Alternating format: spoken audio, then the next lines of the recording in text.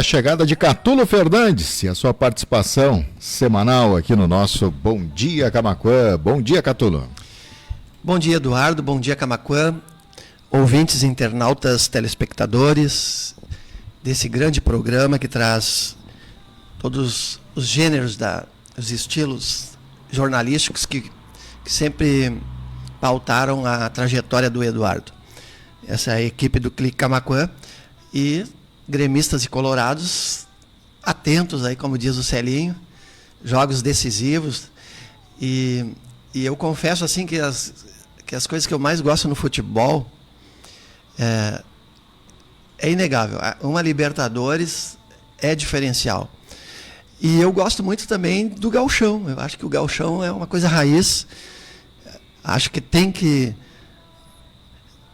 que a dupla Grenal nunca pode abdicar do Campeonato Gaúcho.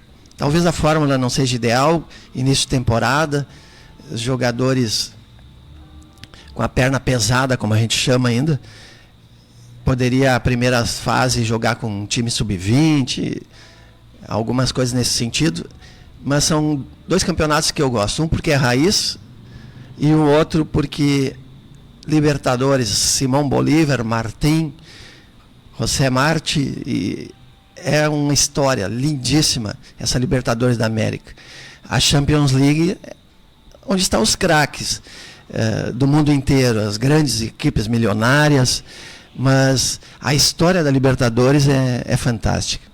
Então, a gente, quando o Grêmio está na Libertadores, a gente assiste também, e acredito que é a mesma coisa quando o Internacional está nessa disputa aí, que os gaúchos já têm 5 títulos, não é para qualquer um.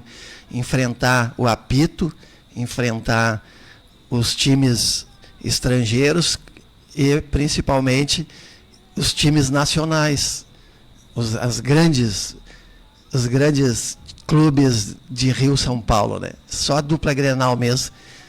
Basta ver qual estado que tem títulos nesse sentido. Santa Catarina, Paraná, o próprio Nordeste, eles não têm.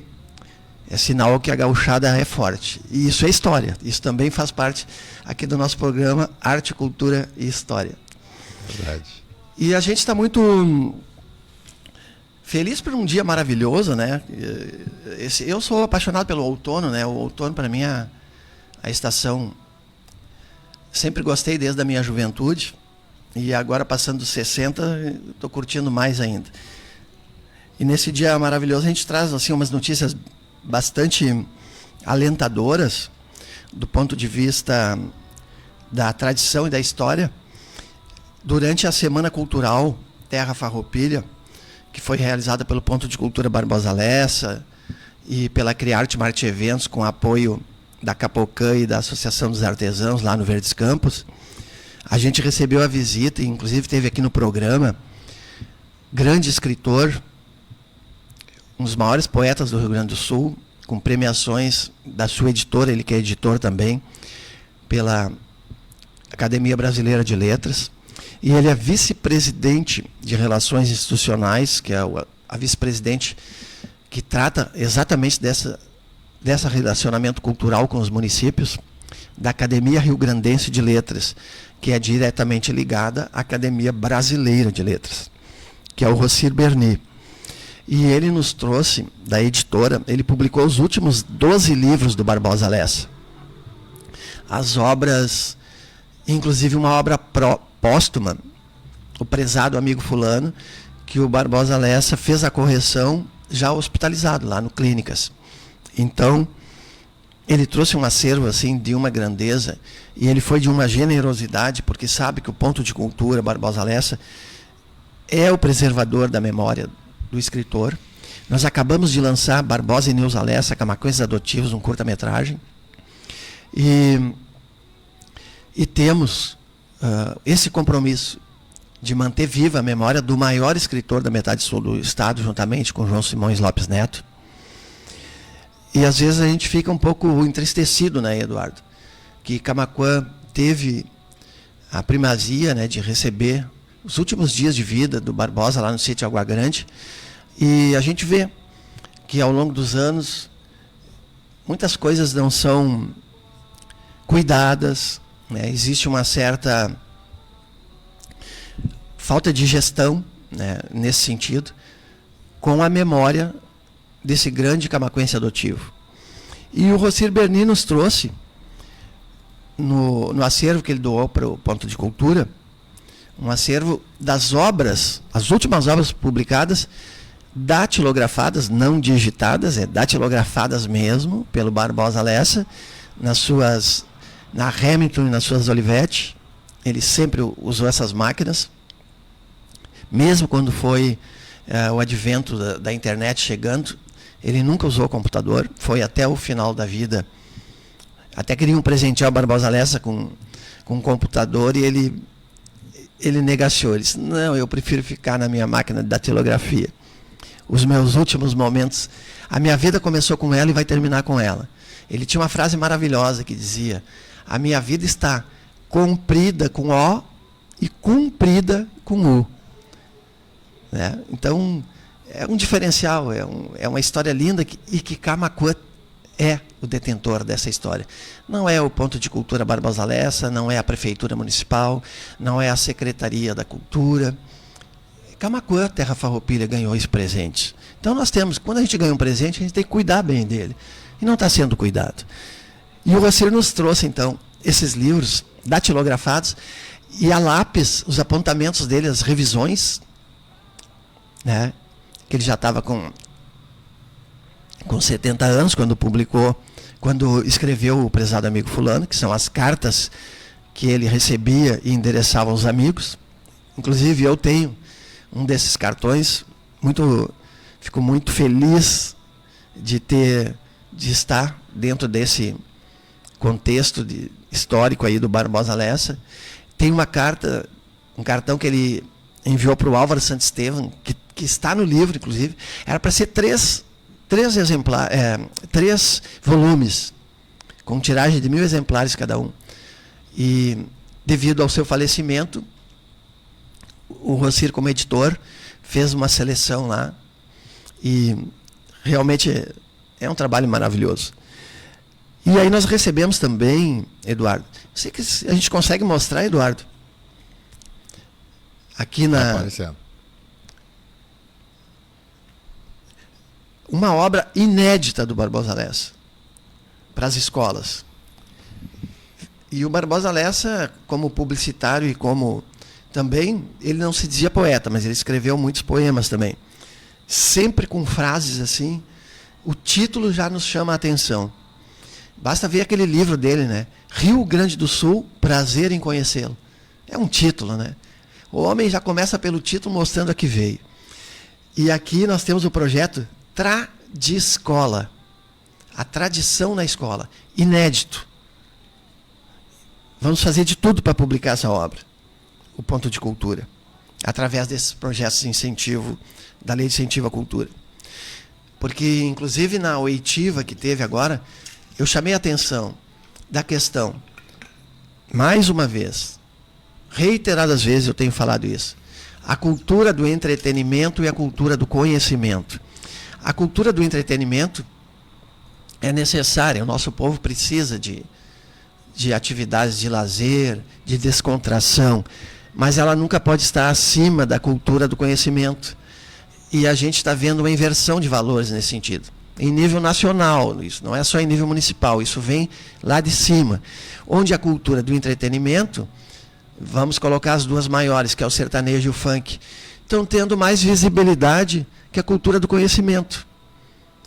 E aí quando tu faz leis de incentivo à cultura, que é exatamente para que essas culturas poderosas, que têm recursos homéricos e que têm um público cativo e que está disposto a pagar valores altos de ingresso, ninguém é contra. A gente tem ressalvas sobre as letras extremamente sem conteúdo, mas se o povo está aderindo massivamente, até porque em tudo que é porta de loja toca isso. As rádios, de um modo geral no Brasil, tem aquele famoso aquela famosa frase dos anos 80, para participar dos programas de televisão, tinha que pagar um jabá. Então, eles têm visibilidade. Tem visibilidade porque é muito dinheiro investido. A produção deles é muito mais em luzes, os shows, em dançarinas e esse marketing avassalador.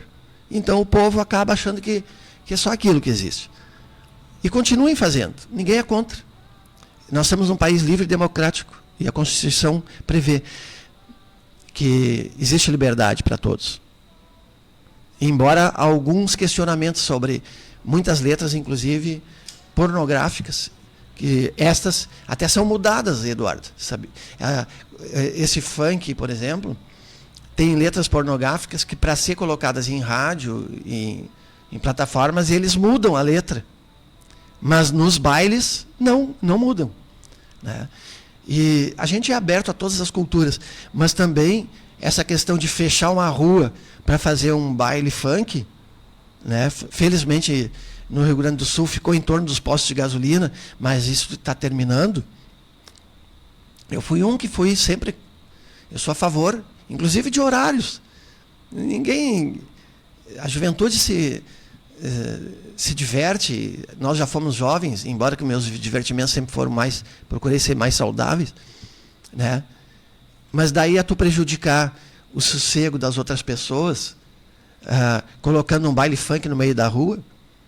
Eu até diria, assim como não existe os centros de tradições gaúchas, onde se apresentam o Barbosa e o Paixão Cortes criaram, onde se apresenta a cultura gaúcha, e uma vez por ano nós temos de 13 a 20 a nossa celebração. O Nordeste é a mesma coisa, Minas Gerais. E por que só eles que tem que ser diferente? Por que eles não criam? Existe o sambódromo para os desfiles da escola de samba. Por que não criaram o funkódromo? Né? Isso ninguém pensa.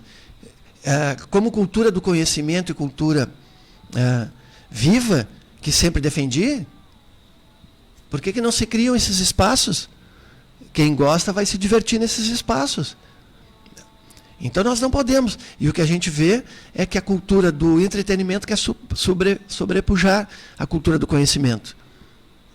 Vamos conviver harmonicamente. E eu, como ativista cultural, vou me pronunciar sempre quando eu ver que existe este, entre aspas, desvio. E não é opinião. Isso é uma coisa que prevê também os próprios editais culturais. Nos editais diz que jamais tu pode ofender símbolos pátrios, né? Felizmente não tem acontecido. Mas vai faltar pouco, porque eles vêm avassaladoramente, é um trator. E para esses grupos não basta eu estar na mídia. O importante é que as culturas regionais não existam. É isso que as pessoas não perceberam ainda. Que esses estrangeirismos, porque o funk é um nome americano, o sertanejo é cowboy. Quanto mais isso, para te dominar um país, tu domina pela cultura, não precisa usar nenhuma arma. Se tu acabar com a cultura daquele país, ele está dominado. E os países que têm interesses econômicos no Brasil, para eles é uma maravilha que exista isso. Quanto maior divisão tiver entre os trabalhadores da cultura, melhor. E isso está acontecendo aqui na nossa cidade, nessa oitiva, por exemplo, que teve. O nome já diz tudo, internautas, ouvintes, telespectadores. Tivemos uma oitiva para debater a PNAB, são R$460 mil para que a Prefeitura de Camaquã, a Secretaria da Cultura, Turismo e Eventos, aplique em projetos culturais e na cultura viva, nos pontos culturais, nas entidades. Isso é fantástico. A primeira vez que acontece no Brasil e vai até 2028. O ano passado nós já tivemos e estamos aplicando os recursos ainda do ano passado. E 2025 começou o debate. Aí convido para uma oitiva. Oitiva é ouvir. Mas não. Para surpresa total, houve uma eleição de como seria aplicado o recurso. Então, eu me posicionei contra. Muitas pessoas que estavam ali nem sabiam o que estava acontecendo. O orador, o palestrante, ele induzia as pessoas levando o microfone. Sabe, de cara a gente teve uma certa divergência, porque eu pedi a palavra e concederam 2 minutos. Impossível tu fazer uma explanação em 2 minutos. E se nós tivéssemos que ficar a noite inteira lá no Cine Teatro Coliseu debatendo cultura, vamos ficar a noite inteira debatendo cultura. Uma oitiva não tem prazo, tem um prazo para começar, mas ela não tem um prazo para terminar. Então, eles não têm conhecimento de como funciona uma audiência pública, na minha avaliação. E aí tem o grupo da prefeitura, que inclusive foram desrespeitosos com a minha pessoa, ficam de risinhos, porque eu sou uma pessoa de cobrar. Eu jamais vou com críticas destrutivas. E eu sou de cobrar também, porque eu sou cobrado. Eu sou muito cobrado, a minha vida toda. Eu fui mais cobrado do que reconhecido. Então, disso aí eu entendo muito bem. E aí um cidadão vir com a piadinha de que egocentrismo, ele não conhece a palavra egocentrismo, esse cidadão que estava junto com funcionários da prefeitura. Ele não conhece a palavra egocentrismo. Dos 10 projetos que eu fiz, 8 foram para entidades culturais. 10 projetos que eu aprovei nos últimos anos, 8 foram para entidades culturais. Não foi para Catulo Pacheco Fernandes. Então, cadê o egocentrismo? Sim, um desrespeito total com um trabalhador da cultura que está há 36 anos trabalhando pela cidade. E aí eles surgem agora, pessoas que a gente nem conhece, que nunca participaram de nada, não tem currículo nenhum, diferente do palestrante, que tem pós-graduação. E eu disse para ele, importante, eu saúdo pessoas qualificadas, mas que sejam bem intencionadas. Eu até chamei ele sempre de orador. Eu me nego a colocar nomes das pessoas. Se quiser um debate lá na Secretaria da Cultura e me chamarem, o secretário Gildo e o diretor de Cultura e Turismo, pode me chamar com o palestrante. Respeito o currículo dele, mas ele veio com uma proposta definida e formada, tentando induzir as pessoas que estavam ali, que sequer sabiam, tinha muitas que nem sabiam que teria votação, a grande maioria, e não sabiam o que estava sendo proposto. E, mais uma vez, a literatura está sendo prejudicada no edital da PNAB Camaquã. O ano passado foram 5 vagas. E como não teve vagas para o artesanato, para as artes plásticas, pessoas das artes plásticas migraram. Fizeram projetos de literatura. Então, esse ano eu vou fazer projeto. Eu, como da literatura, vou fazer projetos de artes plásticas. Isso é uma incoerência. E a secretaria não está percebendo. Estão jogando um trabalhador da cultura contra o outro. Porque se não tem vagas para literatura, pessoas de outra área vão querer publicar livros sem experiência nenhuma, como aconteceu. Está sendo contemplado na PNAB do ano passado obras de literatura de artistas plásticos que não sabem escrever um parágrafo. Essas aberrações, sinto muito. Eu vou contestar e não vou, nem que eu seja uma voz sozinha no deserto. Como muitas vezes eu sou uma voz sozinha no deserto porque eu defendo as coisas corretas. E eu quero diálogo, assim como as entidades querem o diálogo. Tem pessoas ali que não puderam nem fazer uma defesa da literatura porque nem estavam sabendo o que estava acontecendo. E de repente já estavam votando. Votando, inclusive, para que espaços culturais possam participar sem ter CNPJ. Espaços culturais com fins lucrativos.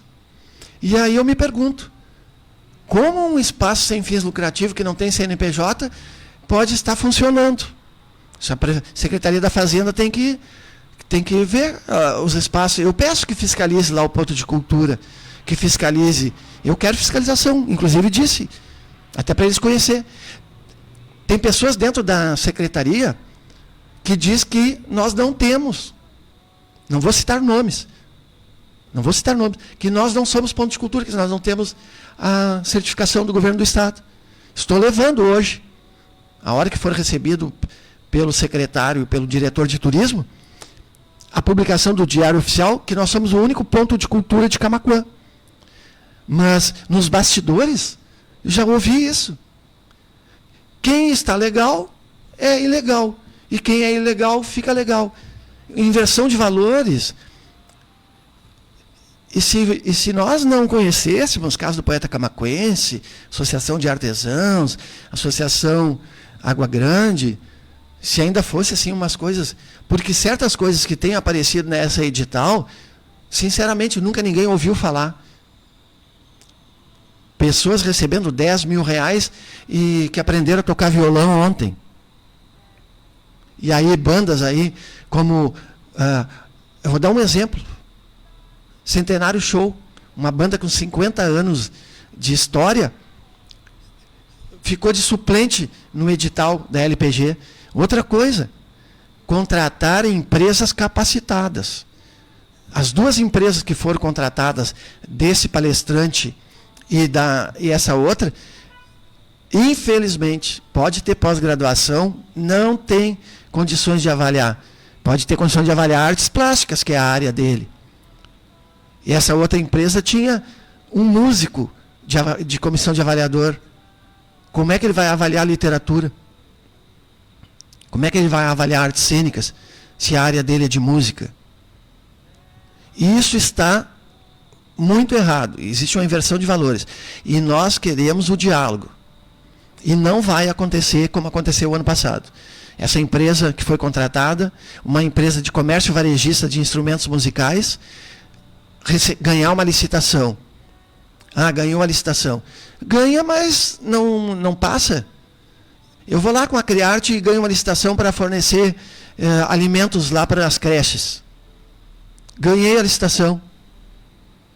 E aí eu tenho que apresentar a qualificação que eu tenho para poder fornecer alimentos para as creches.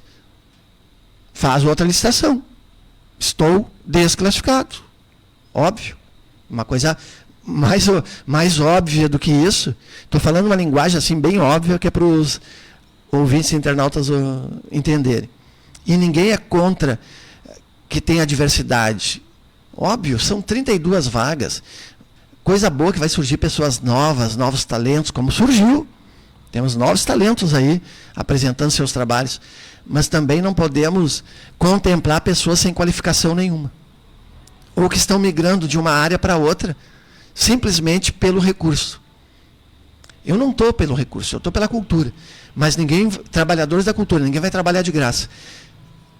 Nesses projetos, por exemplo, curtas-metragens que eu participei, que a Criarte participou, que a nossa empresa, ela atua na literatura, na música e em espetáculos.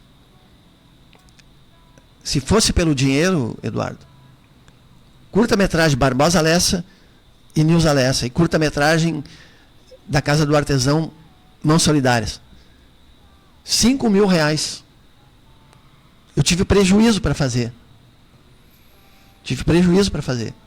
Mas era uma questão de honra fazer.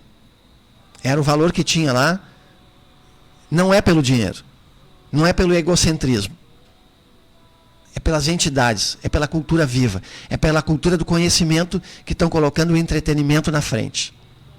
E isso eu vou defender sempre com unhas e dentes. Eu até tive o Eduardo, inclusive, fez estava presente. Eu até tive um momento assim de uma fala mais áspera, mas é porque eu venho vendo isso dentro desses editais desde da época da pandemia, da primeira Aldir Blanc, que foi contemplado as pessoas ilegalmente, inclusive.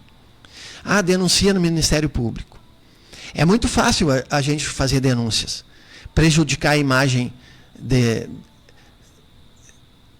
pessoas que querem, que estão querendo dar início a uma trajetória cultural, prejudicar a imagem de entidades. Se eu mostrar as questões que envolvem o sítio Água Grande, eu vou estar prejudicando a imagem do Barbosa Lessa. Então eu prefiro fazer um diálogo franco e aberto com o setor público e com a secretaria envolvida, do que já fazer uma exposição pública. É muito tranquilo. O Barbosa Lessa é um dos 20 gaúchos do século.